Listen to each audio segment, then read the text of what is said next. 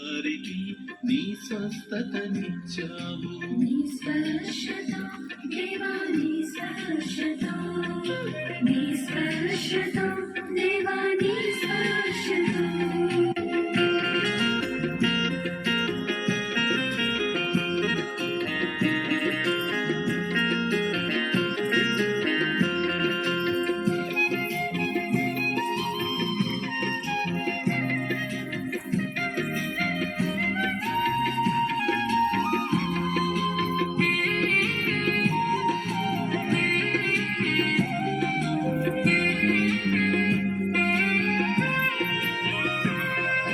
పక్షవాత రోగికి స్వస్థతను వసగినావు.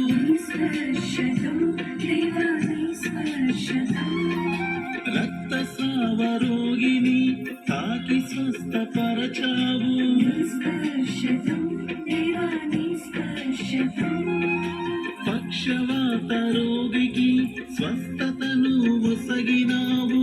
స్పర్శతో దేవా నీ స్పర్శతో రక్తస్రావ రోగిని తాకి స్వస్థపరచావు.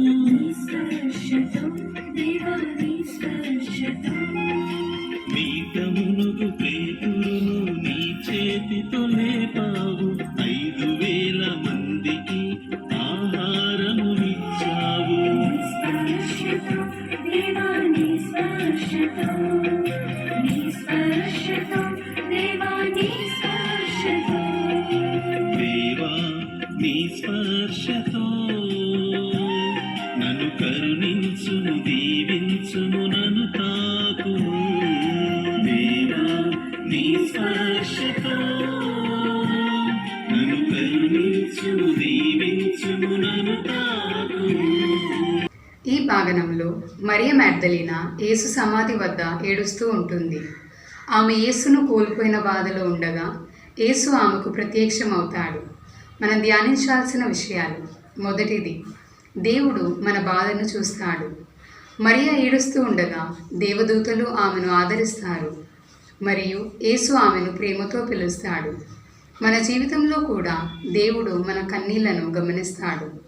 రెండవది, యేసును వెతకాలి. మరియ సమాధి వద్ద నిలిచి యేసును వెతుకుతూ ఉండడం మన విశ్వాస యాత్రకు ఉదాహరణ.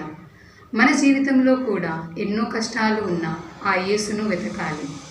మూడవది, దేవుని స్వరాన్ని గుర్తించాలి. మరియ మొదట యేసును గమనించలేదు, కానీ ఆయన ఆమె పేరును పిలిచినప్పుడు వెంటనే గుర్తించింది. మనం కూడా దేవుని స్వరాన్ని వినడానికి మన హృదయాన్ని ఎల్లప్పుడూ తెరిచి ఉంచాలి. నాలుగవది, సువార్తన పంచుకోవాలి. యేసు ఆమెను తన శిష్యుల దగ్గరికి పంపించి పునరుత్థానం గురించి తెలియజేయమన్నాడు. మనం కూడా యేసు ప్రేమను పొందినట్లే ఆయన ప్రేమను ఇతరులతో పంచుకోవాలి. ఈ సంఘటన మనకు నేర్పించే విషయం ఏమిటంటే, యేసు బ్రతికించాడు. ఆయన మన జీవితంలో కూడా మన బాధలను మనతో మాట్లాడుతాడు మరియు మనకు ఓర్పును అందిస్తాడు.